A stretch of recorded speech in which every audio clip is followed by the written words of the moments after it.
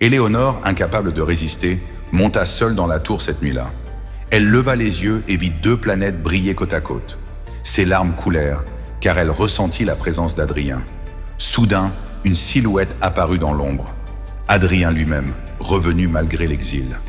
Guidé par les étoiles, il avait franchi mer et forêt pour retrouver la princesse. Ils tombèrent dans les bras l'un de l'autre. Mais le roi, toujours en tension et tourmenté, arriva à cet instant. La vision de leur étreinte fut pour lui un coup fatal. Son cri résonna dans la nuit. « Assez! Les étoiles ne me voleront pas ce qui m'appartient !» Éléonore prit la main d'Adrien et dit d'une voix claire « Qu'importe les lois terrestres, je suivrai la loi des étoiles. » Ces paroles sonnèrent comme une sentence irrévocable.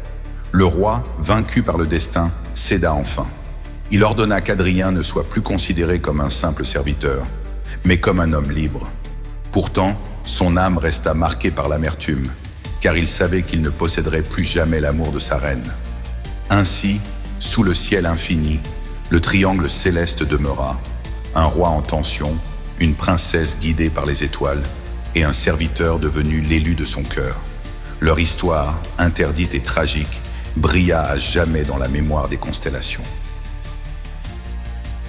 Éléonore et Adrien, malgré le danger, jurèrent de ne plus cacher leur amour. Ils décidèrent de suivre la voie des étoiles, même si cela signifiait quitter le royaume. Une nuit, guidés par la constellation d'Orion, ils prirent la route en secret.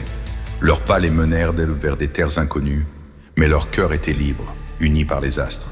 Et le roi Armand, resté seul dans son palais, ne trouva jamais la paix. Chaque nuit, il levait les yeux vers le ciel, et la tension le rongeait toujours, car il voyait briller l'étoile d'Adrien et celle d'Éléonore, inséparables pour l'éternité.